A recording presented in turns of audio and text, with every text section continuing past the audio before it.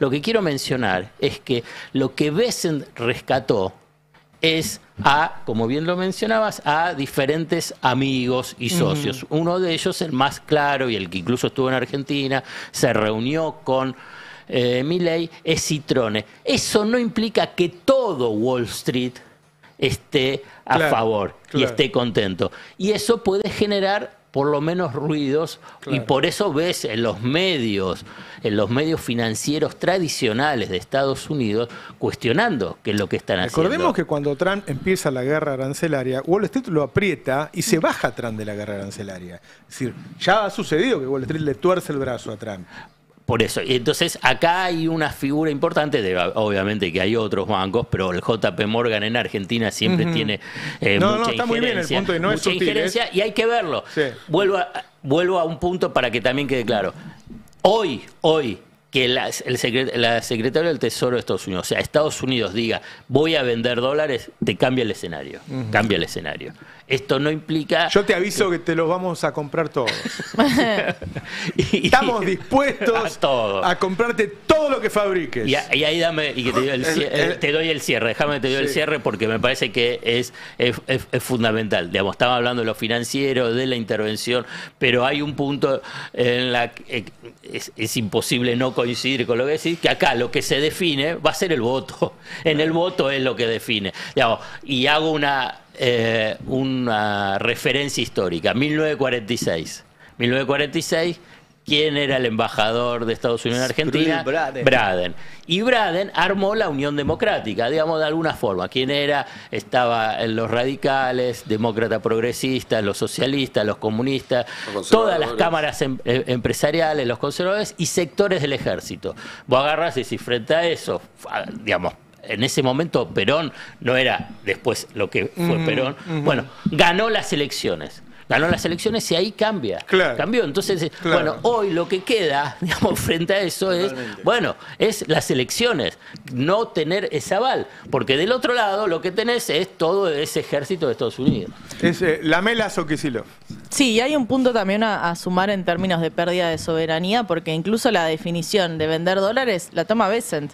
O sea, acá no hay ni siquiera una línea de préstamo a la Argentina donde nuestro ministro de Economía define cuándo hay que vender dólares o no para mantener el tipo de cambio. Lo define Bessent en Estados Unidos y ni siquiera le da la potestad, digo, no porque Caputo sea particularmente cauteloso con la venta de dólares, lo sabemos, pero incluso esa decisión la toma directamente Estados Unidos.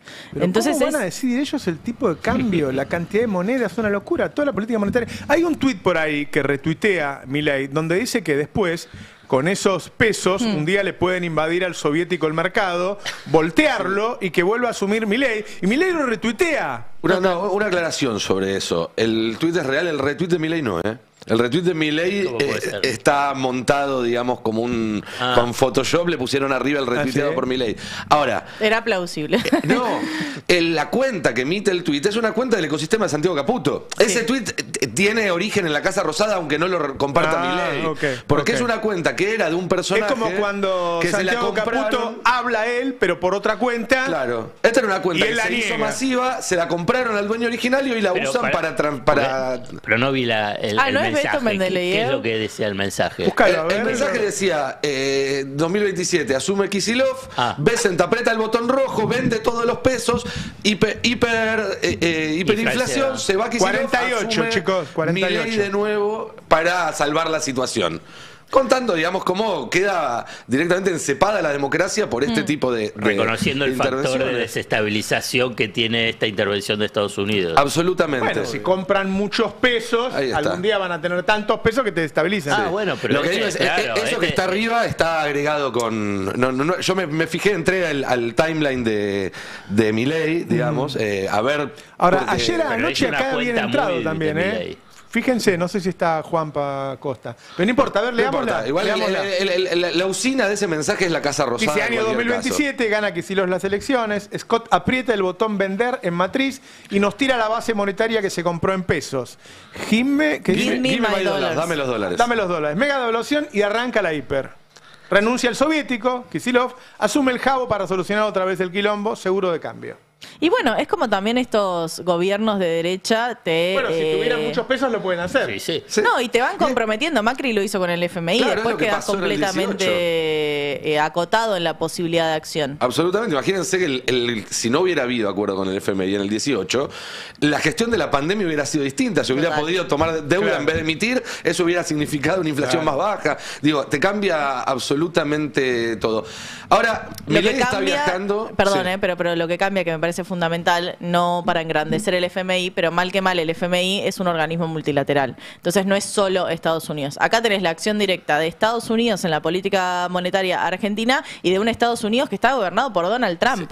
Un Donald Trump que le puso aranceles a Brasil porque encarcelaron a su amigo Jair Bolsonaro. El nivel de discrecionalidad es total. 4% a 1.390. Sí. Ese dólar a 1.390, ¿es bueno para la economía argentina? No. En este momento hay miles de personas viniendo de Chile, del feriado largo, que fueron a comprar a Chile. Sí. Pero además no solo eso. Estamos comprando en Paraguay, estamos comprando en Brasil, estamos comprando por Amazon y no sé cuántas plataformas. Van a destruir la economía argentina y ese precio se decide ahora en Estados Unidos. Y no solo eso, porque la verdad es que uno se imagina que si todo lo que dicen que va a pasar va a suceder, el dólar debería bajar más que 50 pesos. Bueno, no, si van a comprar todos los pesos que puede. Significa que hay ahí también una desconfianza todavía sobre hasta dónde llega ese compromiso. Pero cuando yo te decía que los exportadores, importadores, los financistas ven que del otro lado, por eso ahora ya no, es como que ni necesita vender dólares hoy el Tesoro, porque sabe que está del otro lado. Entonces, es la anécdota de Goldman Sachs. De JP Morgan, perdón. Claro. Sí, pero la pusieron. Pero tuvieron que, claro. Sí, pero... No alcanzó con que se paseara. Sí, se pasearon y en la esquina se frenaron y mostró cómo le tiraba unos billetes. Y el tema es esa letra chica, viste que el propio Bessent dijo, Milei se comprometió a sacar a China de la Argentina.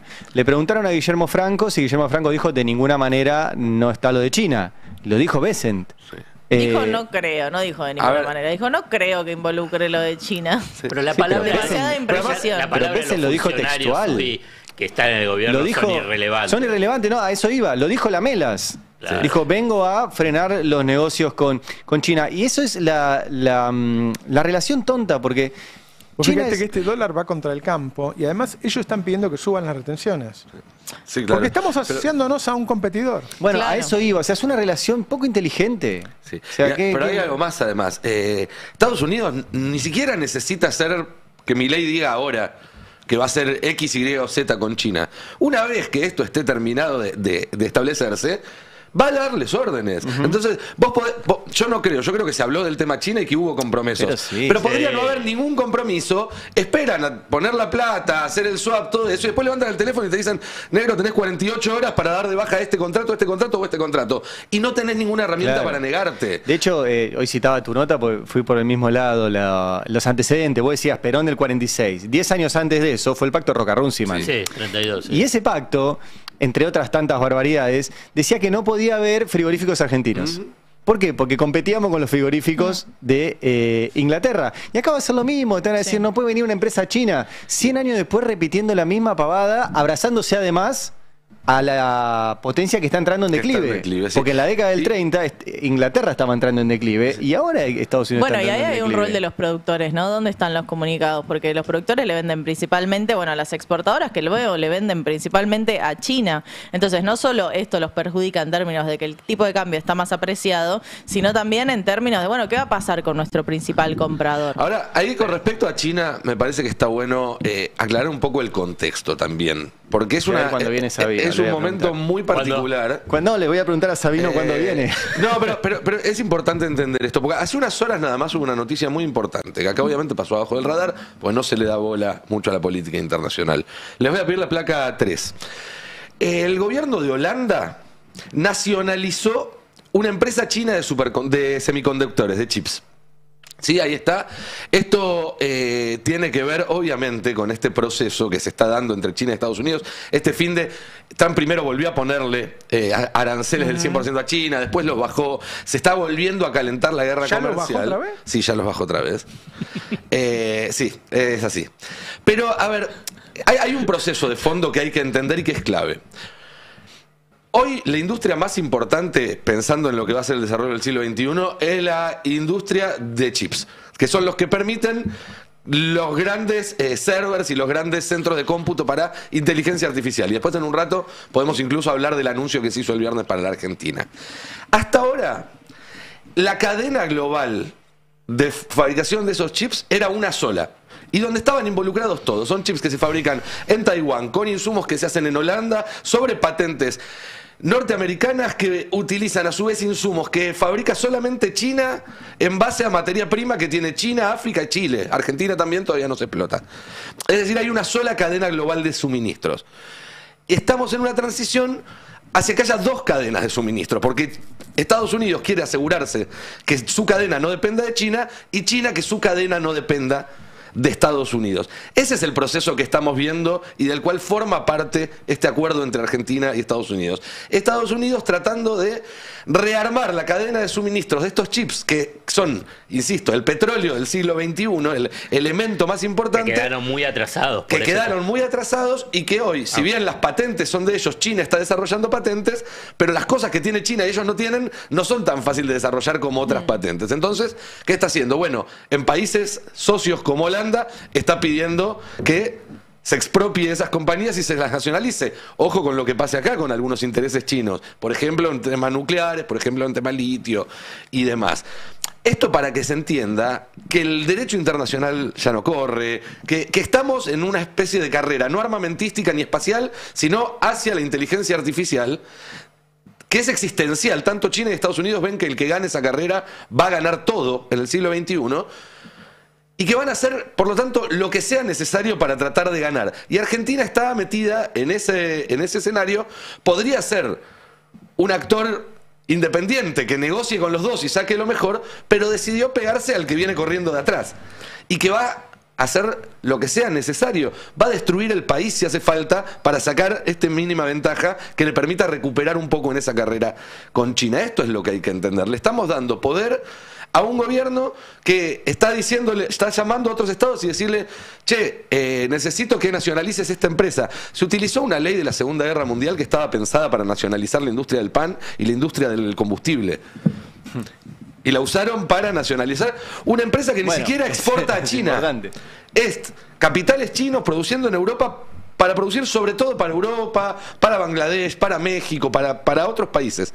Pero estamos haciendo una transición de un mundo globalizado, donde se tendía a ir a cadenas de producción globales, a un mundo que se está particionando y que está tratando de separar esas cadenas de producción. Bueno, estamos quedando en el peor lugar posible en esa partición, y ese es un poco el contexto de todo lo que decías vos, de lo que decía Alfredo, de lo que decía Cande. Acá parece que hubiera siempre dos grupos y uno estamos a favor de China y otro de Estados Unidos. Y la verdad que yo no sé si yo tuviera la responsabilidad de negociar esto, negociaría con el que mejor me dé. Y no me importa. No es que creo que los chinos son más buenos que los norteamericanos. Ahora, negociaría con el que mejor me dé. Me da la impresión de que yo me movería mejor en el grupo de los BRICS por el tipo de economía que tienen que con Estados Unidos. Ahora, si vienen los Estados Unidos, mira, yo te la voy a regalar y qué sé yo no tengo ningún conflicto con ninguno de ellos. El tema es que China se mete menos en tu política interior que Estados Unidos. Hasta ahora sí. De hecho, China le prestó y no lo obligó a pagarle la parte del swap a Milei. Viene de se la atrás, pasó insultándolo.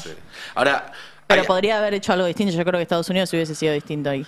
Ahora, hay algo ahí que también hay que tener en cuenta, que es Argentina, y cuando uno habla con los responsables dentro del peronismo también de pensar las relaciones exteriores y demás, todos dicen, Argentina tiene que tener un lugar independiente, un lugar de soberanía y demás. Ahora, cuanto más apriete Estados Unidos ahora, más obligado va a estar ir a buscar en el otro polo una ayuda para salir de esto la Argentina. Claro. Porque si a vos te dejan con una deuda directa con el Tesoro de Estados Unidos, con ese botón rojo y demás, Argentina sola no va a tener las herramientas para zafar de eso y va a tener que ir a buscarlo a otro lado. Y obvio, el que va a decir, acá estoy, es China, como en su momento Rusia le ofreció ayuda a la dictadura de Videla en la guerra de Malvinas, cuando no había ningún tipo de intención de que Argentina se vuelva soviética. Simplemente la realpolitik es así, cuando te aprietan mucho de un lado, tenés que ir a buscar ayuda del otro para que aflojen. Por eso es increíble que no haya una resistencia general a esto, ¿no? Porque vos decís, bueno, resiste un sector del peronismo, y sí, eso es obvio. Ahora, ¿por qué la dirigencia empresarial no resiste esto? Porque vas a competir contra los empresarios yanquis así. Pero las clases, vas a perder. Las clases dominantes locales están subordinadas a a las del exterior. Claro, pero había una subordinación que tenía algún sentido económico. Vos decís, no sé, vamos de vuelta, 100 años atrás. ¿Quiénes eran los subordinados? Los del sector rural y los ganaderos. Hacemos negocio en Inglaterra y hacían mucha plata. Ganaban ellos, perdía el país, pero ganaban. Van a perder todos acá. Yo creo que ¿Quién va a ganar con esto? Es tan incompatible asociarse con Estados Unidos por el tipo de economía que tiene que este proyecto es inviable. Claro, que se va a romper. Pero esto que decimos vos fíjate que el campo, que suele ser el principal apoyo de los gobiernos de derecha, va a estar en contra de esto. Claro, pero sin ninguna duda. Esto que decimos nosotros lo tendría que estar diciendo la Unión Industrial Argentina. ¿Qué va a desaparecer frente a la Unión Industrial Yanqui? No me acuerdo cómo se llama, pero debe haber una huella yanqui que tiene muchos intereses en vendernos cosas que producen ellos. No se atreven jamás a hablar contra los intereses norteamericanos. Claro, tenés que ver, digamos, el 4 de julio es lo van que todos, festejan. Van todos, pero por eso digo, el peronismo va a estar en contra de esto, y está bien, y se va a presentar, y seguramente le va a ir muy bien en las elecciones. Ahora, no puede solo. Si la rural, la UIA, los bancos argentinos, ¿qué van a hacer los bancos argentinos? Cuando venga JP Morgan a decir, decido yo. Bueno, todos se van adaptando, se van acomodando. Yo pero te entiendo van a perder. Decís. Algunos pierden más, menos, hay que ver cómo salía, cuál es la alianza Roca, que hacen. Madanes, Quintanilla. ¿Quién va a ganar la guerra del aluminio? Y no, pero Roca, si lo sacás a China y lo limitás a China... Bueno, Roca ahí está feliz, tenés razón. Madanes, uno de los 5 tipos más ricos del país, vende aluminio. Le frenaron la exportación de aluminio a Estados Unidos. ¿No tiene nada para decir de esto? Bueno, él un poquito ya empezó a decir algo. Madanes Quintanillas algo dijo. Pero no, coincido en el sentido de que tenés unas élites, grupos económicos que en realidad siempre quedan pero por decisión propia y además por la propia lógica del capital, subordinadas a lo que es el movimiento del capital global. Y esto es un poco lo que está pasando. Y por eso, en última instancia, también están, no perplejos, pero dice, bueno, está bien que está bien que rescaten a Citrone, pero a la vez, indirectamente también rescatan el valor de sus empresas, porque pueden apostar a que así suben la cotización de las acciones y por consiguiente el valor de sus empresas. De verdad que no los veo. O sea, Trump le está diciendo a sus empresas, paguen coimas para quedarse con los negocios en Argentina. Bueno, y algunos de ellos debe estar pensando, ¿quién va a pagar más? Debe estar pensando, hablando con Bennett y con otro, y dice, mirá, yo te puedo ayudar como lobista en el mundo de los negocios locales y me asocio, como fue durante la década del 90, la famosa triple alianza, los grupos locales, los grupos multinacionales y la banca acreedora. Entonces agarrás y decís, bueno, ¿cómo es el negocio de la minería? Y bueno, se verá, porque por ahí el negocio de la minería, ahí vos fíjate que ya puso un pie Elstein, ya puso, también hay que ver qué es lo que puede llegar a hacer Paolo Roca o el grupo Techín. Entonces, empiezan a ver lo que son oportunidades de negocios. Esto es lo que no estoy hablando bien, simplemente estoy tratando de describir para tratar de comprender. Vamos a mostrar una encuesta que salió hoy en la provincia de Buenos Aires de la consultora Nueva Comunicación, con una diferencia importante en la provincia de Buenos Aires. Pónganla la placa, por favor. En donde aparece Jorge Tayana de Fuerza Patria, 43% de los votos, y La Libertad Avanza, 28%. Una diferencia de 15 puntos da esta encuesta a favor del peronismo en la provincia de Buenos Aires. Veremos, las encuestas suelen equivocarse. Lo lógico es que vuelva a ganar el peronismo, no sabemos si por la misma diferencia, un poco menos o un poco más. Esta es la encuesta que publicó hoy Clarín, y que pone de manifiesto que hay una diferencia importante a favor del peronismo. Yo no sé si pegará en algún lado este acuerdo con Estados Unidos, si hay un sentimiento ante Estados Unidos generalizado en Argentina. Algunas encuestas dicen que sí, pero por lo pronto lo que uno ve es que vamos llegando a las elecciones y no tienen algo bueno para mostrar, para ofrecer. Una buena noticia, algo que cambie el clima. Eso es lo que yo no percibo. Si van de uno al otro cayendo, yo creo que en el fondo, a trazo grueso, la gente se da cuenta que lo que pasó ahora es que otra vez lo salvaron cuando estaba cayendo. Clarín puso un dibujo en donde la mano de Trump aparece gigante levantando a un Milei chiquitito, así, que queda así colgando, mientras lo salvan. Hay dos antecedentes inmediatos, Roberto, donde la intervención directa de Trump en la política interna de otro país generó cambios en la opinión pública en contra de aquellos a quienes Trump apoyaba. Uno es en Brasil. Lula, que había empezado con una imagen pública difícil, su tercer mandato, a partir de que empieza a enfrentarse públicamente con Trump, se dispara. Así es. Y lo otro es el caso de Canadá, donde el partido del ex primer ministro Justin Trudeau, después de 12 años en el poder, parecía que iba a perder por 10 puntos la elección contra los conservadores. Se metió Trump a decir queremos anexar Canadá. El partido conservador no dijo nada. El partido de Trudeau salió fuertemente a oponerse a eso y terminó en 2 meses dando vuelta una elección y ganando por más de 10 puntos y pudiendo imponer a su sucesor. Hay que ver si acá el efecto es el mismo, pero bueno, son dos antecedentes de ahora, de este año, en los cuales las sociedades se tomaron muy mal la injerencia norteamericana. Buen día, Noelia. ¿Cómo están? Estaba pensando, lo que pasa es que acá no hay nadie levantando la bandera en contra del injerencismo, al menos por ahora, ¿no? Por ahora no. No hay ninguna voz pública muy potente. Fuerza Patria lo está diciendo, me parece, ¿o no? Bueno, ayer acá Grabois y Trump lo dijeron. Grabois y Trump. ¿Qué? ¿Tuviste a Trump? Vino Donald. Tranquilo. Y sí, Tai. le di 5 minutos porque estaba a las corridas. Tayana. Grabois, Tayana y Tai Hackman lo declararon. Sí. Y ahora, en este momento está Carlos Bianco dando una conferencia de prensa que dijo más o menos algo parecido. Che, ya que viniste, quiero entrarle al tema de lo que ocurrió. Esta relación tan cercana entre un femicida y miembros de La Libertad Avanza.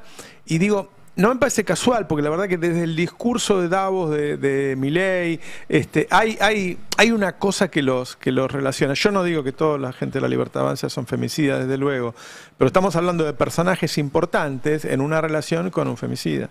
Sí, efectivamente, estás hablando de Nicolás Márquez, uno de los biógrafos de Javier Milei, y que estuvo con esta persona, con Pablo Rodríguez Laurta, también Agustín Laje.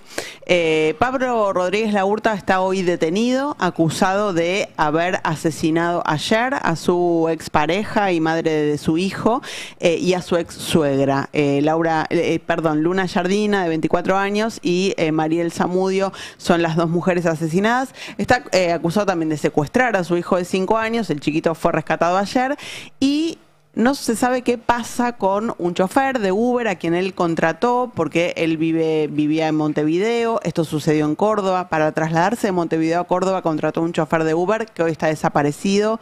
Su auto apareció quemado. ¡Ah, la mierda! Sí, se trata de Martín Palacios, un hombre de 49 años que hoy está siendo buscado. Así que realmente hay muchas cuestiones muy oscuras detrás de esto. Él estaba denunciado desde el 23 por su expareja por violencia de género. Ella tenía un botón antipánico. Y desde antes, incluso del 23, él es responsable de una organización uruguaya que se llama Varones Unidos, que es la que tuvo el respaldo de Laje y Márquez, con visitas, charlas, participaciones. Una organización que, ojo, tenía mucha participación en el debate público uruguayo. Que es antifeminista. Antifeminista, una organización que, entre otras cosas, decía que es necesario incorporar la perspectiva masculina a las discusiones de género, que hoy las leyes que protegen a las mujeres de la violencia de género no están teniendo en cuenta cómo eso afecta al sexo masculino, con suicidios, con aislamiento social, con discriminación judicial y demás. Angustia por no poder pegarle a las mujeres. Entre otras cosas. Bueno, de hecho tenemos un tuit para compartir, es el último, figura como placa 8 de esta organización Varones Unidos. Este tuit es de hace muy poquito, hace poquito más de un mes. Habla de del caso Morosini, que es un hombre que secuestró a su mujer y a sus hijos, y dice: nuestra posición con respecto al caso Morosini es que está en todo su derecho de llevarse a sus hijos y a su mujer a donde le venga en gana. ¡Ay, por Dios! Ese es el significado de la patria potestad. Bueno, estas cosas defendía la organización Varones Unidos, de la que este hombre acusado de femicidio, Pablo Laurta, es responsable, y claramente tiene muchos vínculos con los libertarios, con Laje, con Márquez. sostienen a grandes rasgos que las mujeres somos seres privilegiados, que tenemos privilegios porque nos defienden las élites, porque nos defienden las instituciones y que esos privilegios tienen que ser combatidos. Esto es lo que a grandes rasgos sostienen este tipo de miradas en las que se enmarcan dos militantes libertarios y mileístas muy reconocidos como Laje y como Márquez.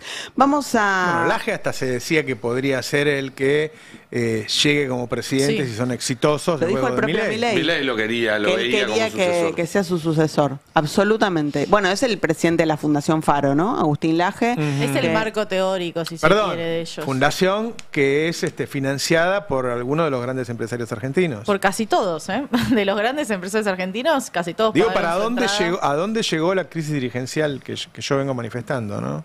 Mira, hoy en Uruguay hay una mirada puesta muy de cerca sobre los diputados, las diputadas y los comunicadores que llevaron a Pablo Rodríguez Larreta a exponer en el Parlamento uruguayo, en los canales de televisión, este tipo de posturas.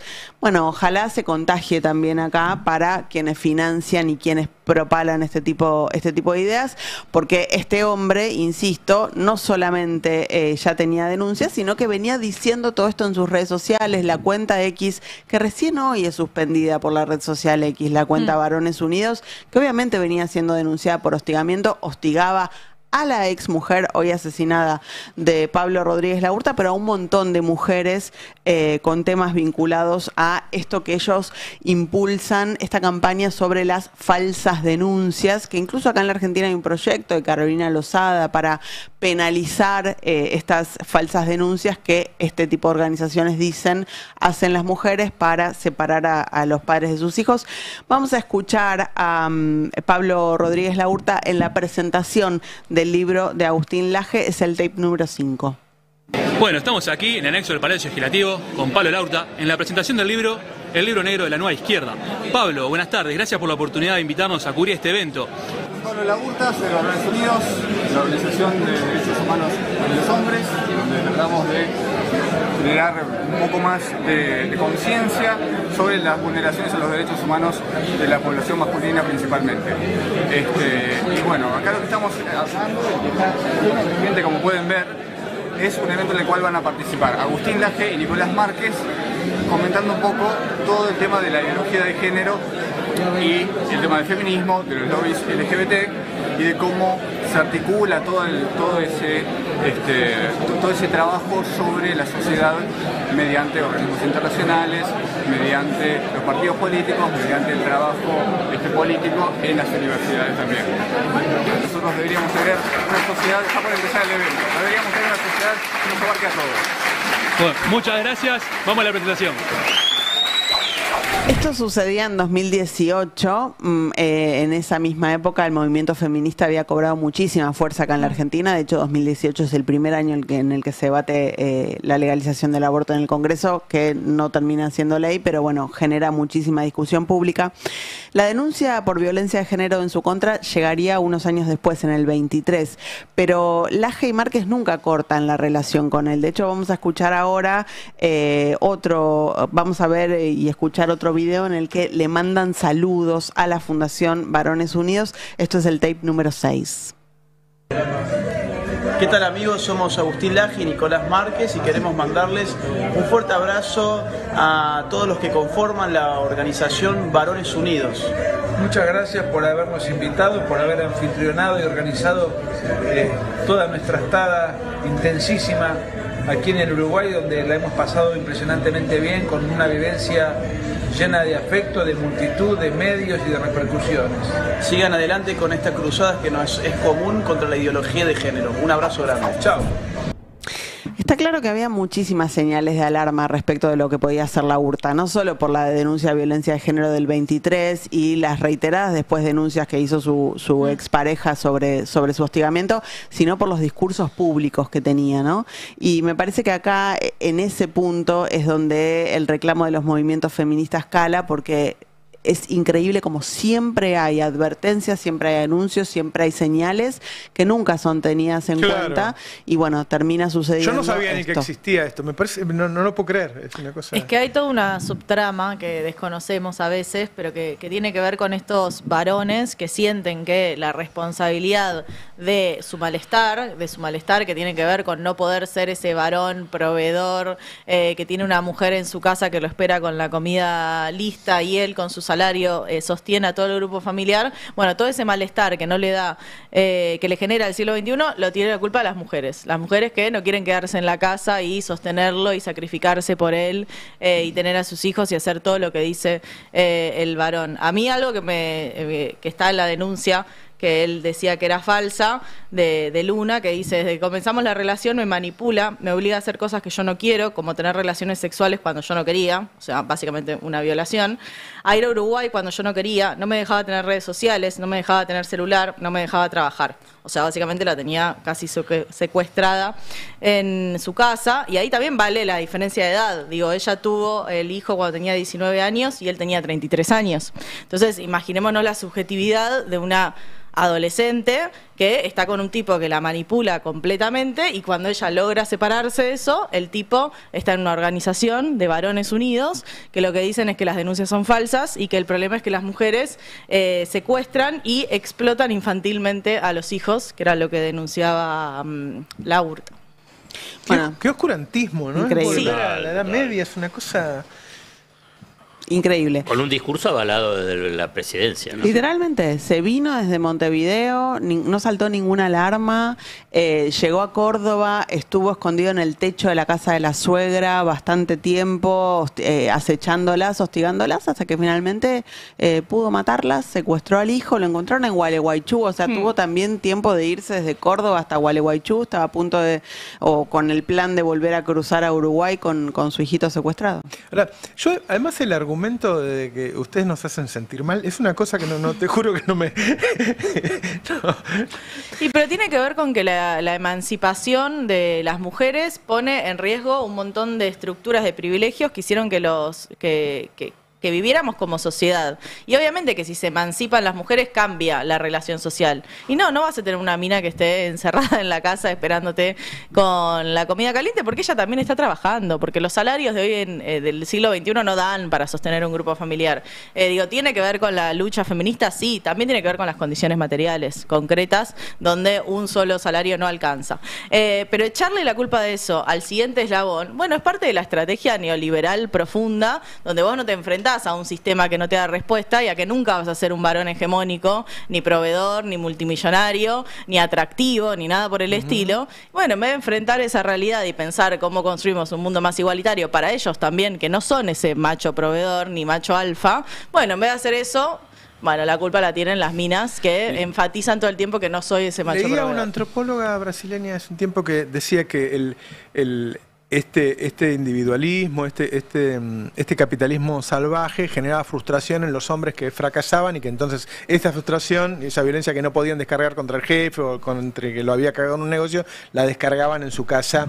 Yo me acordaba, lo que pasa es que las mujeres lo pusieron de manifiesto todo esto hace 10 años y claramente eso sirvió y ganaron mucho espacio. Pero la lucha viene de, qué sé yo, mi viejo pensaba que estaba mal que mi mamá laburara. Claro. Entonces mi mamá empezó laburando a escondidas de mi papá. Mientras él se iba a trabajar, me había conseguido una máquina y tejía para afuera y qué sé yo. Hasta que un día mis hermanas le dijeron: no puede ser que haga así. Entonces mi vieja se arregló hace como 50 años, quiero decir. Por eso digo que son de la Edad Media. Porque esto no... Y antes de mi vieja también había mujeres que estaban dando esa batalla. Y como decís vos, además, aunque quisieras económicamente, el macho proveedor no existe más porque el mercado no te lo paga. Total. Entonces no tiene sentido. Este tipo de violencia de género existió siempre. Creo que ahora tenemos muchísima más conciencia y los estados tienen más herramientas para intentar combatirla. Claro. Pero ahora tenés el Estado en contra. Exacto. El tema con la Argentina es ese. Y esto es un crimen aberrante. Esto que pasó es terrible. Y algo más que es un detalle en esta historia tan terrible, pero que para mí es importante porque demuestra cómo también cuando se habla de perspectivas, cuando se habla de protocolos, no es solamente para un sector, sino que es para toda la sociedad. están las imágenes de la cámara del hotel de cuando lo detienen a este tipo, y se ve como la policía se lo lleva, y al nene que estaba al lado, viendo cómo se llevaban a su padre, le dicen a una empleada del hotel tipo, bueno, tenelo. Al que estaba al que estaba recibiendo en la recepción del hotel, cuando en realidad debería haber, o no sé si hay, la verdad porque no me puse a investigar sobre este tema, un protocolo para detenciones de este tipo en el cual ya la policía llegue con un agente social que se haga cargo del pibe, al que le tenés que explicar un montón de cosas. Totalmente. Porque imagínense lo que fueron las últimas 48 horas de ese pibe, para que además la escena que vea sea como la policía se lleva a su padre a rastras y él se queda solo en un hotel, en una ciudad que no es la suya, cerca de una frontera. Digo, es un horror también para esa criatura, y no hubo ningún tipo de intermediación del Estado en el momento para hacer que esa situación sea más leve para él, que no deja de ser una víctima de todo este Eso hubiera todo este sido llevar adelante la acción con perspectiva de género, Así ¿no? es. Pensar en el pibe, qué haces, cómo lo contenés. Bueno, a eso iba, que no la perspectiva de género no necesariamente siempre es para las mujeres, también incluye qué pasa con los pibes, qué pasa con los entornos sociales, familiares. En otros lugares no son familiares, pero sí del barrio donde suceden estas cosas. Un poco a los ponchazos, el Estado argentino se venía dando a sí mismo herramientas para enseñarle a las instituciones esta perspectiva de género, todo por supuesto cortado a partir de la llegada de Javier Milei. Che, cambio y después te pido, Nico, que opines vos o que des información vos, porque están liberando los rehenes y bienvenido sea que liberen rehenes israelíes. Ahora, yo estoy leyendo esta gloria a Trump. La verdad que Trump es cómplice del genocidio a Gaza, desde el momento en que lo podía haber evitado y que siguió apoyando a Netanyahu durante mucho tiempo. No es el único, porque muchos países miraron por otro lado mientras se asesinaba a decenas de miles de personas, a decenas de miles de niños. Y este pacto de paz se da con una Gaza ocupada. Es decir, se da con un Estado palestino inexistente, porque está Israel ahí ocupándolo. Entonces, fueron cómplices durante un montón de tiempo de un genocidio, hacen una paz con un país destrozado y ocupado, y ahora se van a gloria y quieren que le den el Premio Nobel de la Paz. No se puede creer. No se puede creer, porque cerrar este círculo diciendo que quien fue cómplice del genocidio se merece el Premio Nobel de la Paz, no se puede creer. No se puede creer que se esté diciendo eso en el mundo, o que muchos lo estén diciendo. Trump es cómplice del genocidio. Trump fue parte de todo esto. Lo hizo su principal aliado. Netanyahu no se podía haber sostenido sin Trump. Es una locura lo que está pasando. Y Gaza sigue ocupada. Y la verdad, Israel nunca ha cumplido estos acuerdos de paz. Hemos visto muchas veces. Entonces, los rehenes están siendo liberados. Magnífico, ojalá hubieran vivido todos. Ahora, ¿qué pasa del otro lado? ¿Qué está pasando en Gaza? Bueno, algunas precisiones al respecto, Roberto. En primer lugar, se habla de tratado de paz cuando en realidad lo que hubo fue un acuerdo de intercambio de rehenes a cambio de un cese del fuego. Algo que está muy lejos de un tratado de paz, que es algo duradero. Esto es algo puntual. Entonces, en primer lugar, hay que esperar a ver qué pasa en los próximos días, en las próximas semanas, porque ya desde las Fuerzas Armadas de Israel hablaron de retomar los bombardeos sobre Gaza con la excusa de destruir la infraestructura ahora de Hamas. Un Hamas que parece incluso más fuerte y con más miembros que los que había al principio de este conflicto, porque por supuesto, buena parte de la sociedad de Gaza, que hasta incluso estaba en contra de Hamas cuando empezó esto, se radicalizó. Claro. Ahora, vos decías que Trump es cómplice. Trump no solo es cómplice. Trump tomó algunas decisiones en su primer mandato que fueron las que posibilitaron que se llegara a este punto. Por ejemplo, la decisión de trasladar la embajada de Estados Unidos de Tel Aviv a Jerusalén. Eso le dio un espaldarazo a Netanyahu que sin duda tuvo mucho que ver con lo que pasó después. También fue Trump el que decidió hacer volar por los aires las negociaciones nucleares con Irán, que eran otro marco de estabilidad en la región que dejó de existir en Trump 1, en el primer mandato de Trump, y sin el cual no se podría entender lo que sucedió el 7 de octubre y luego. Entonces tenemos un Trump que fue clave para generar la inestabilidad que llevó a lo que sucedió, que después, como vos decís, desde enero hasta ahora sostuvo, fue cómplice del gobierno israelí, incluso permitiéndole llevar a cabo actos como un ataque en territorio catarí. ¿Se acuerdan? Del cual había una negociación de la que formaba parte Estados Unidos y que alguien pasó información a Israel y Israel la utilizó para atacar y eliminar a algunos líderes de Hamas en territorio catarí. Y la incógnita sobre el futuro. Se está alentando una celebración por algo que es muy frágil, que puede durar muy poco y que puede envejecer muy pero muy mal. Y por último, un detalle que para mí no es menor. Vos mencionabas esta insistencia en que Trump gane el Premio Nobel de la Paz, que formaba parte de la campaña cuando llega a Israel, había pasacalles diciéndolo y demás.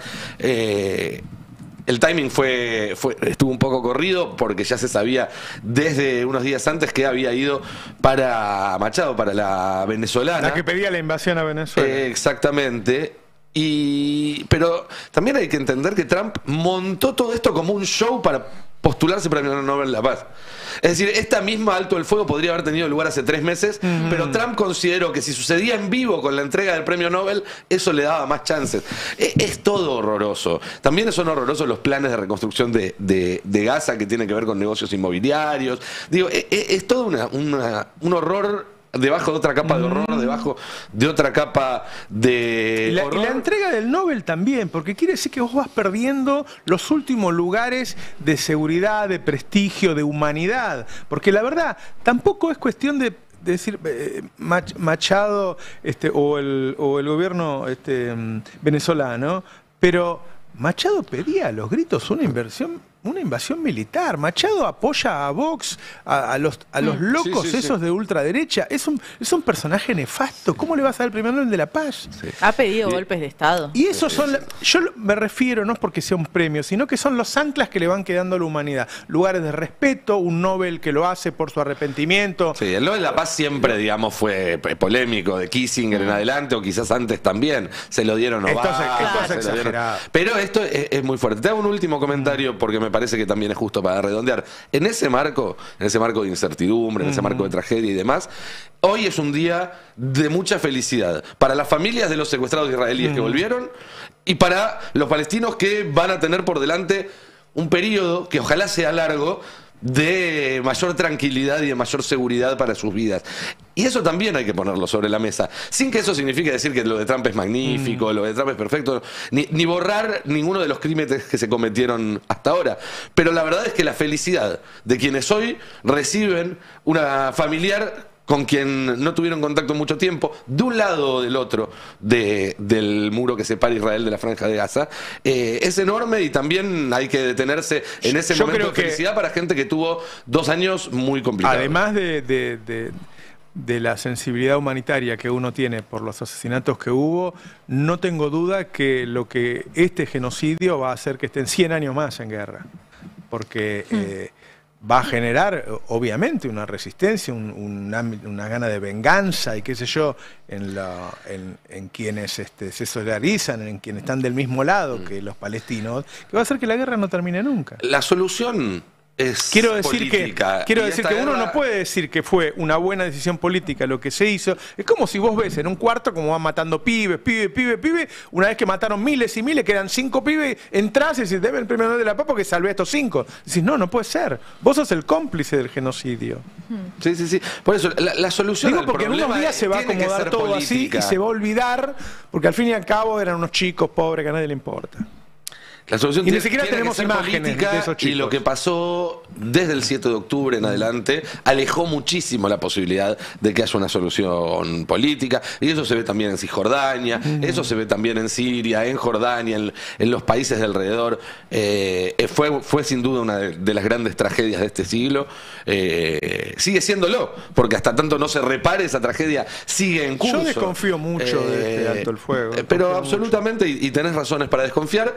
Lo cierto es que en ese contexto hoy ha sido un día distinto al de los últimos 2 años, y también hay que remarcarlo, porque en todo caso el sentido es el sentido correcto es sentarse en una misma mesa, negociar, encontrar puntos de encuentro. Obviamente que se dio el primer paso de un camino larguísimo y que no sé si todos los que lo están caminando viste que esta historia tiene 2000 años, ¿no? Entonces, pero hay hitos muy importantes que marcan el futuro de las próximas décadas.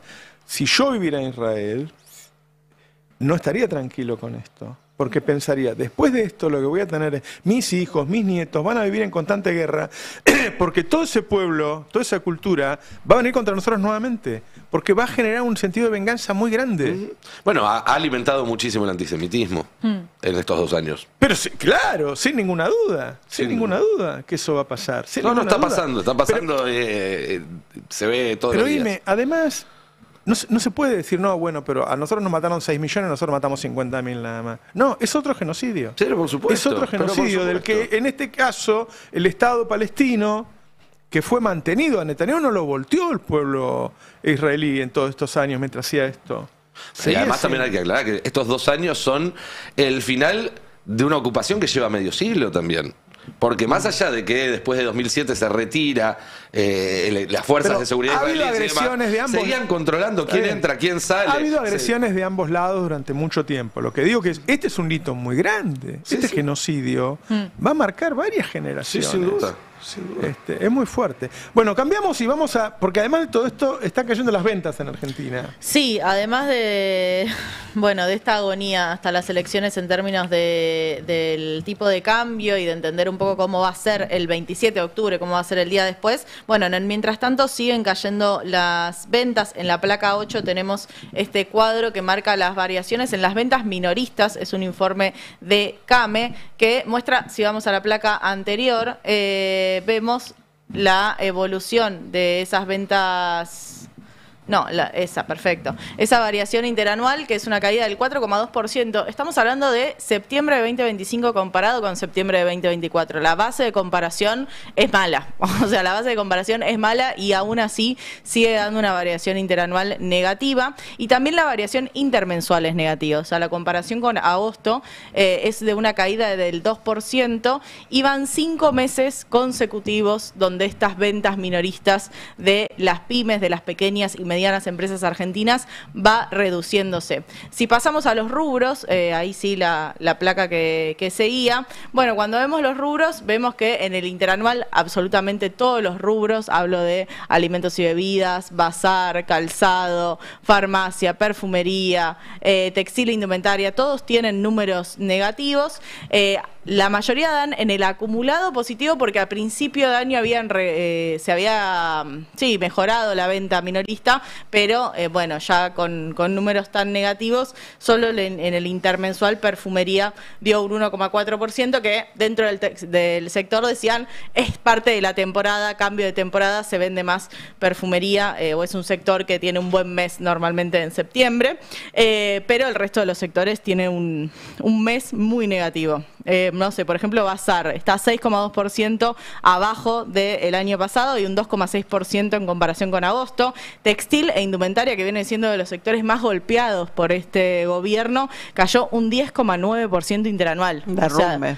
Más de 10% comparado ya con el 2024, que había sido a pérdida. ¿La cadena esa que vende ropa tan barata? Shein. ¿Está generalizado eso? No exactamente por Shein, pero sí hubo un boom en las importaciones. Y en la placa 7 levanté este tuit de Clarín que muestra la imagen del furor de argentinos por compras en Chile. Claro, más de 15.000 personas y hasta 6 horas de colas en el Paso Cristo Redentor. O sea, gente que aprovechó el fin de semana largo para ir a hacer compras con este dólar a, 1.460, que impulsó de nuevo este viaje de compras a Chile. Y obviamente que se va a comprar a Chile tecnología más barata, pero también indumentaria. Digo, también explica esta baja en textil e indumentaria en Argentina. Con los dólares de Besant nos vamos a Chile. Claro, habría que mandarle este tuit a... ¿Viste que él dijo? Ahora está 1.370, ¿no? 1.370 que vamos a ir más a Chile a comprar y qué sé yo. Y él dijo que piensa que va a mejorar todavía el precio. Quiere decir que lo va a bajar a 900, no sé. No sea cosa que Daza tenga, ¿no?, un par de locales en algún shopping en Santiago. No se puede creer. O sea, la billetera de Besant es infinita, pero ¿nos va a dar guita infinita para que compremos en Chile? Hay dos realidades, nosotros a 1.000 mangos le compramos todos los dólares que puedan emitir. Todo. Así somos los argentinos. Bueno. ¿Vieron esa frase sobre la fuerza imparable y el objeto inamovible? Claro. La fuerza imparable es la demanda de dólares de Argentina y el objeto inamovible es la maquinita de la Fed. Hay que ver cuál aguanta más. El tema es que estos movimientos en el dólar, hoy está cerrado el mercado de Estados Unidos porque es feriado allá.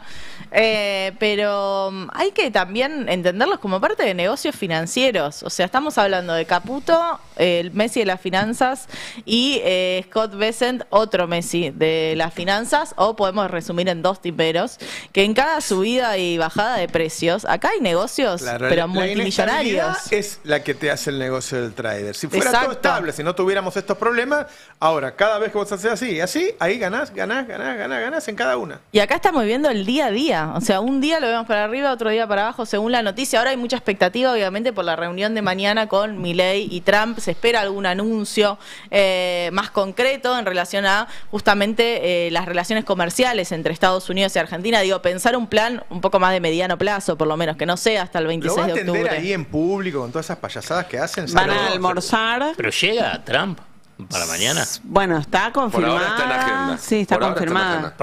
agenda. Porque después se va a Egipto, ¿no? Claro, hoy se iba de Israel a Egipto y de ahí volvía Claro. supuestamente a Washington, sí.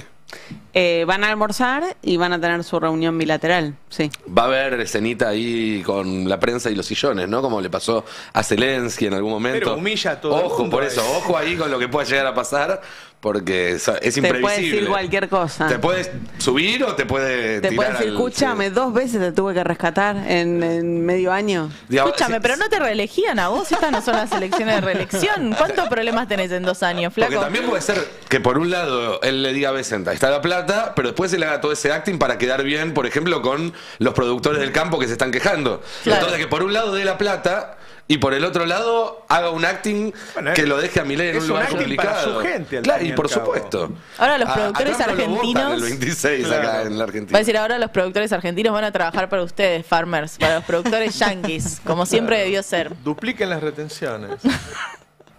Sí, es terrible. Es terrible que no haya ningún comunicado de productores. Yo lo estoy esperando. Estoy ahí en algunos grupos diciendo, bueno, a ver si escriben un Alguien documentito. debería decir algo. Algo, un productor, un chacarero. Van a salir a cortar vi nada ruta todavía. seguro. ¿No? ¿No van a cortar ruta? ¿Vos decís vos? decís? No la veo, pero capaz soy yo que no la veo.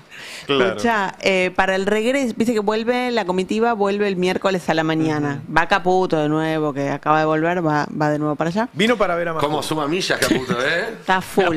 Qué verdad. Vino a ver a Volvió- Majul y volvió se a fue. Majul y se vuelve.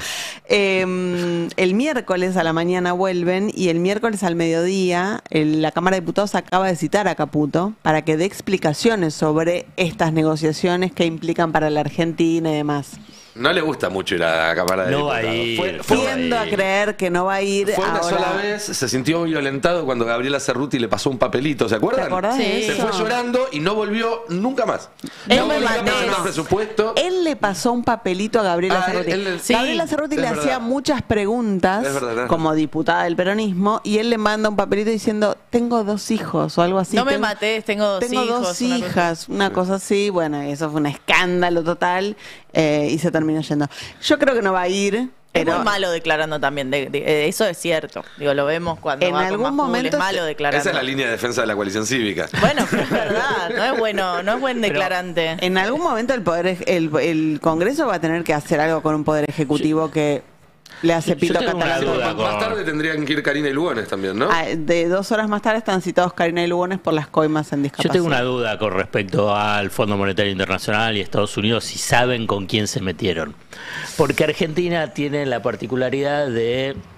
Y mirá, hicimos caer a la Baring Brothers. Yo solamente quiero recordar, digamos, en algún momento parecía que no. Baring Brothers era el banco más importante del mundo. Era el JP Morgan del era un siglo banco XIX. inglés. Mirá. Digamos, muchos otros fondos de inversión también no le fue muy bien a la banca acreedora. Incluso con Macri, Templeton, que ganaba siempre le fue Se muy fue mal. enojadísimo. Yo solamente digo, es simplemente una duda. ¿No será que después invierte en Argentina y el Fondo Monetario Internacional desaparece? Ojo, win-win. O Estados Unidos, entra en una decadencia que no puede ni frenarla. Hasta China puede salir a rescatar a Estados Unidos por la inversión ¿Quién te que hizo en dice? Argentina. Yo simplemente planteo la duda. Vos imagínate, acá los argentinos ahorran en dólares, ¿no? Compran dólares, lo ponen en la mesa de luz, en algún lado. Cosa que yo digo que es una estupidez, pero bueno, la gente en algo tiene que ahorrar. Y ellos ahorran en pesos. ¿Quién? Trump. Claro, por eso. El gobierno de Trump. El gobierno de Trump ahorra pesos. Y porque tiene el poder de saber cuánto valen. Yo también ahorraría en pesos si pudiera decir cuánto pero valen. se disparó el peso blue en Miami. El peso. Te gustó, claro, Y el tipo le dice, oíme, yo tengo australes en casa. Por el billete de hornero te dan 10% más que por el de San Martín. Fíjate si te dan algo. El fin de semana contaba Javier Timerman en X que él era parte del el Banco de Inglaterra cuando Bessent, siendo parte del equipo de Soros, atentan contra la moneda de Gran Bretaña. La libra. Y él cuenta a Timerman, nosotros poníamos y ese día, o en ese episodio aprendí que el mercado siempre gana. A la larga, a la corta, el mercado siempre gana. Ahora dice, la situación es inversa. Está Bessent de un lado, el mercado del otro. Veremos cómo termina. Claro. Pero Timerman dice, mi enseñanza... Por eso, planteamos la duda. Desde acá nos adelantamos. Che, contame la inversión en inteligencia artificial, Nico. Es un tema muy interesante, porque forma parte de todo este paquete, porque Bessent dijo, vamos a ayudarlo y además va a haber inversiones norteamericanas en la Argentina, y al día siguiente aparece este anuncio. Pero, como dicen los yanquis, ya que estamos hablando de eso, hay más de lo que ve el ojo, ¿no? Hay detalles ocultos o detalles que por lo menos son muy llamativos. Vamos a empezar viendo el anuncio que se hizo a través de un tuit de la oficina del presidente de la República, una oficina que no existe.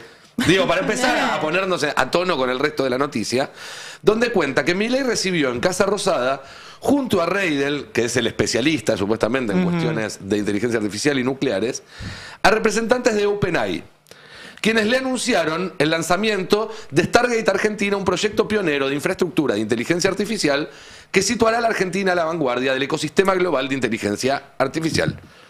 En este marco, OpenAI y Sure Energy firmaron una carta de intención para colaborar en un proyecto de data center a gran escala capaz de albergar la próxima generación de computación AI, etcétera, etcétera, etcétera. Ya hay algo raro, porque esto viene acompañado de una foto en la cual se ve lo que dicen las primeras líneas, que es que Milei se reunió con los representantes de OpenAI, no con los de Sure Energy. Es decir, hay una parte de este trato que es la pata argentina, supuestamente, que no aparece en la foto. Y eso ya, de alguna manera, es raro, sí. Es llamativo. Hubo un video del CEO y el creador de OpenAI, que es Sam Altman, donde él anuncia o de alguna manera da la bienvenida a este acuerdo. Eso le dio mayor credibilidad, sin duda. ¿Es una empresa importante, la empresa argentina? Ya vamos a eso. Paciencia, paso a paso. Algo sabes que estás preguntando. Ahora, ahí. La gente que viene siguiendo esto notó que cuando se hicieron anuncios anteriores de Stargate en otros países, que son estos grandes centros de cómputo, esos anuncios salieron de la cuenta oficial de OpenAI. Esto no salió en la cuenta oficial de OpenAI, solamente este video lo distribuyó una agencia de relaciones públicas que trabaja para Sure Energy, que es este socio argentino supuestamente. Bueno, Sure Energy es una empresa que no existe, o que por lo menos no tiene antecedentes en el mundo de la inteligencia artificial, nadie trabajó con ellos, no tiene empleados, no tiene infraestructura, no tiene capital. Pero me dijeron que tiene activos muy importantes, que tiene un patrimonio neto muy fuerte. Menos de $30.000. Ajá. Todo esto tiene un fuerte olor a libra, porque también tiene una ¿Te página. imaginas ese, che? Tenemos que asociarnos con la empresa de inteligencia artificial más grande del mundo. Nos juntamos 5 vagos, ponemos 6 luquitas verdes cada uno. Y ahí está. Hacemos una Pero hay que empresa. ver quiénes son. Y... Ahora, como les decía, ¿no? Es toda una joda. Es toda una gran joda y que huele mucho a libra. Porque lo único que tenía esta empresa era una página muy básica con un formulario para anotarse y recibir más información. Igual que la que habían montado el día de Libra. Exactamente igual. Ahora, OpenAI va a hacer porque el título fue OpenAI va a invertir $25.000 millones en la Argentina. Esto no es así. Lo que hay es una carta de intención que lo que dice es, si este proyecto se lleva a cabo en los términos previstos, nosotros le vamos a comprar todo el cómputo que ustedes produzcan. Para entenderlo, lo llevo a petróleo, que es una industria más fácil de entender. Esto es como si alguien, en vez de venir a invertir en vaca muerta, le dijera a una empresa, vos conseguí tu financiación y hacé los pozos. Ahora, si vos haces los pozos y empieza a salir petróleo, yo te comprometo que te lo compro a determinado precio. Y con eso se supone que se puede salir a buscar la inversión. Ahora, va a salir a buscar una inversión de 25.000 millones de dólares. Una empresa que tiene menos de 30.000. Lo que te aseguraste es el cliente. Es el cliente, no la inversión. OpenAI no pone plata en esto, no pone un solo peso en esta inversión. Tampoco pone know-how.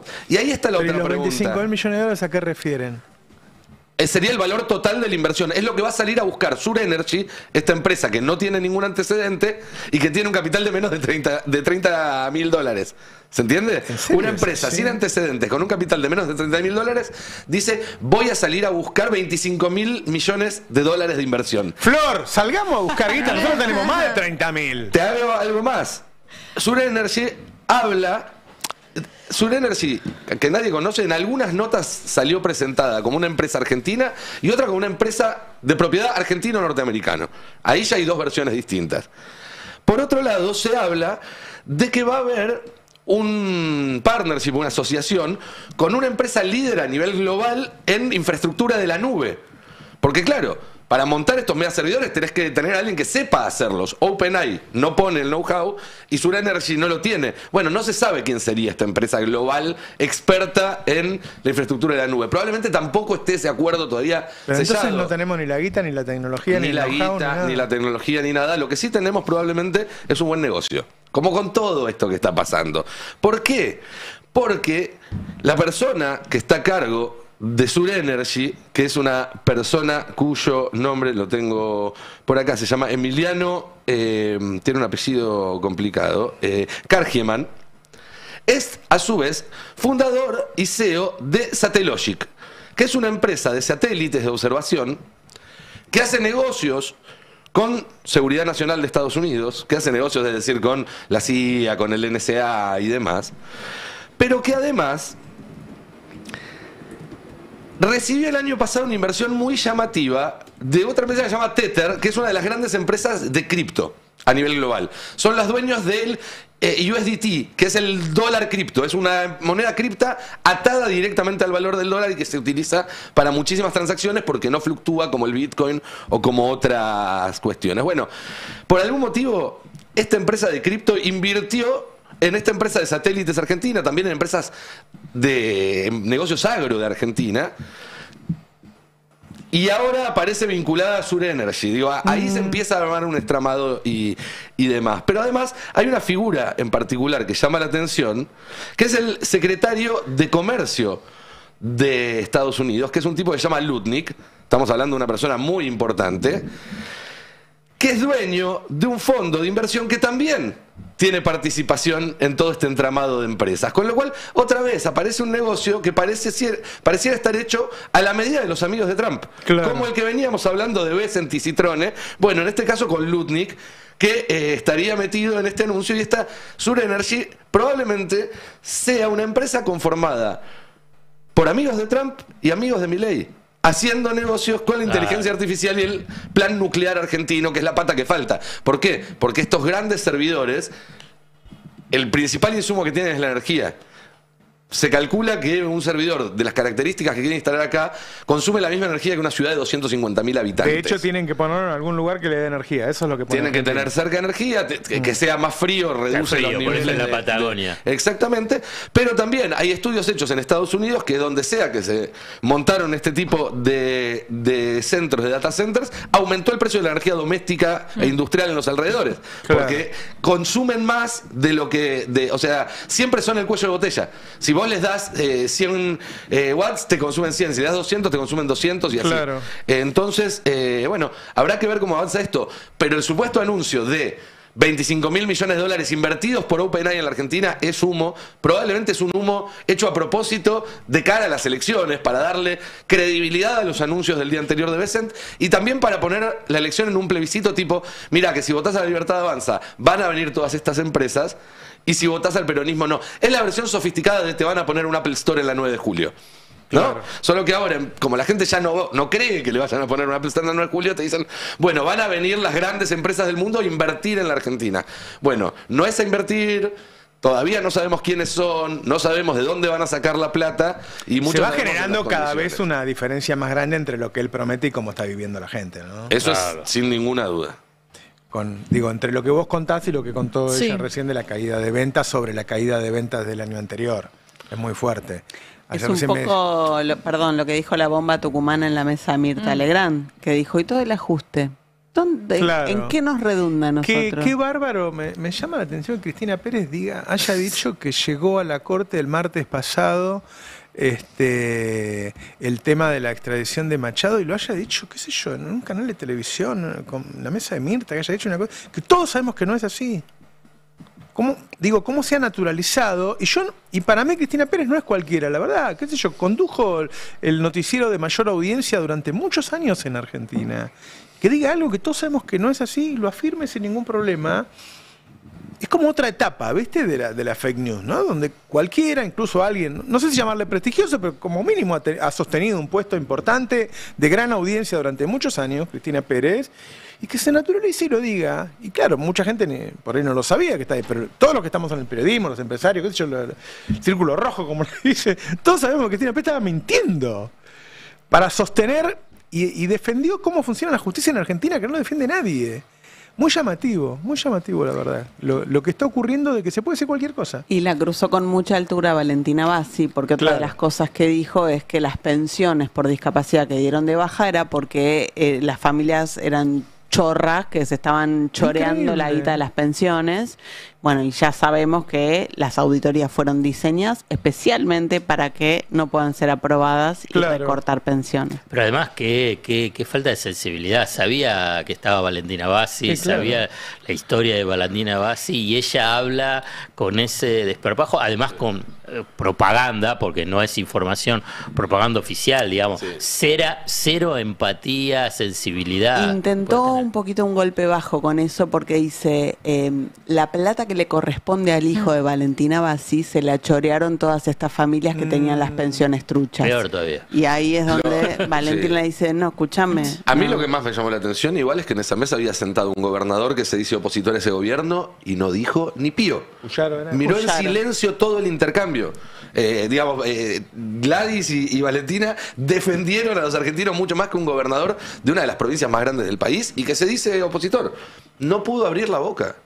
Es muy, muy fuerte. Porque además es un tema, no estaban hablando de las retenciones, donde Puyaro dice, bueno, no quiero tocar algo. Estaban hablando de discapacidad, algo básico, humano, y no pudo diferenciarse.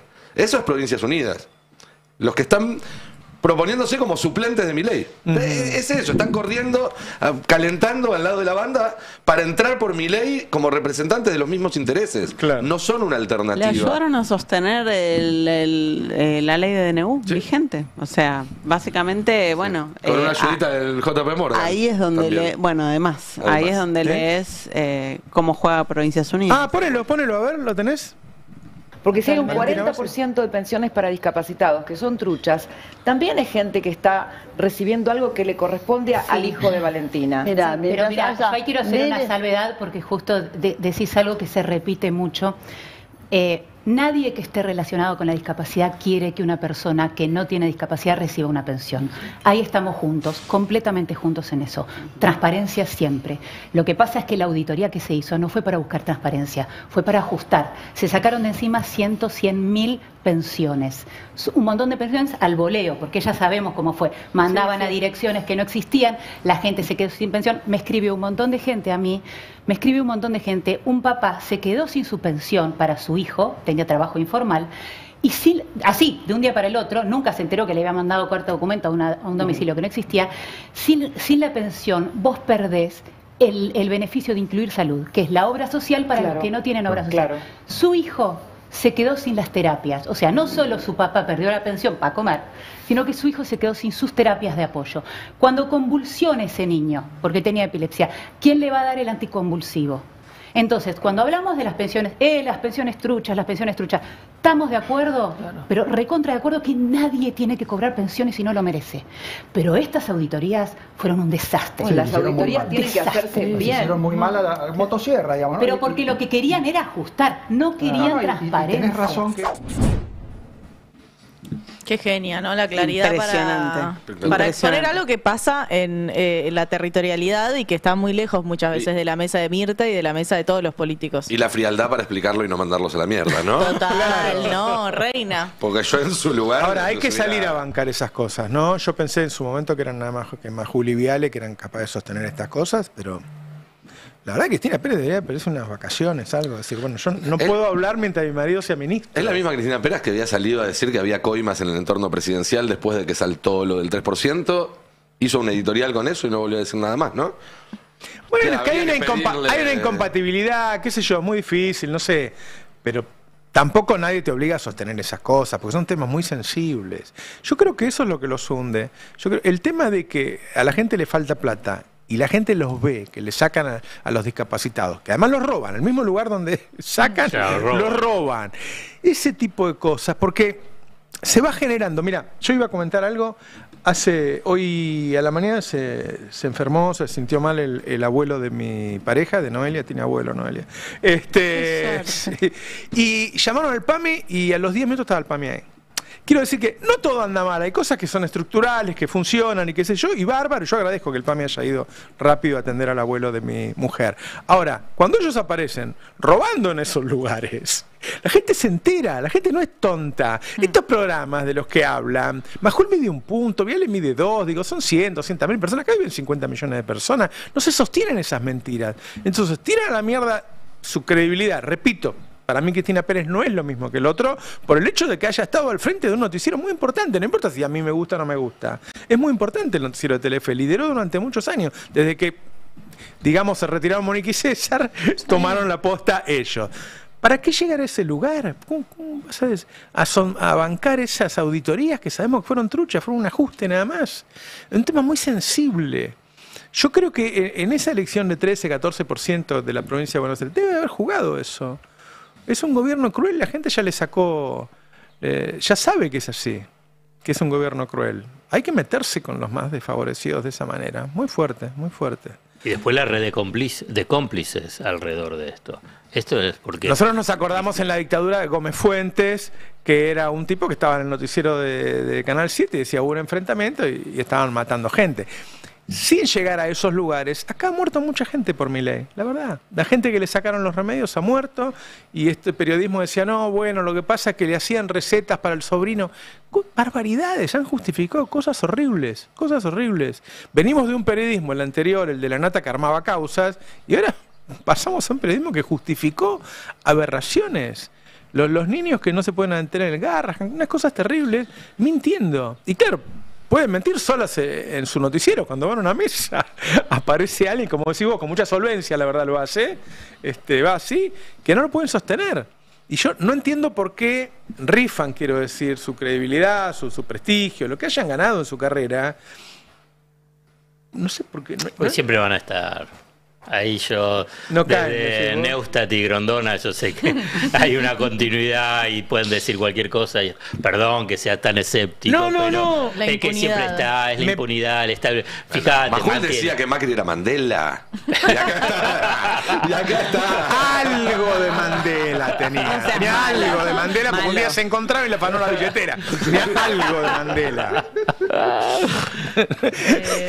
Por eso siguen los Sturzenegger, siguen los Caputos. Hay una línea de complicidad del poder económico con los representantes en la política, en los medios de comunicación, en los economistas. Pues si no, está claro que estos personajes, vos podés decir, escúchame, el 1% de los desastres de Caputo en la gestión económica doble que hizo, digamos, ningún otro funcionario puede salir. Fíjate, cualquier otro, un ministro de Economía de Cristina, de cualquiera, que no hizo, ¿qué es lo que hizo? Nada. No voy a mencionar a uno y otros, pero fíjate lo que es totalmente barrido, queda totalmente marginado y estigmatizado. Estos hacen desastre, digo, economistas, que son funcionarios, pero también en los medios de comunicación, y es el elenco permanente, Pero bueno, igual vamos a seguir criticándolos y no va a estar, pero simplemente para reflejarlo, porque es verdad.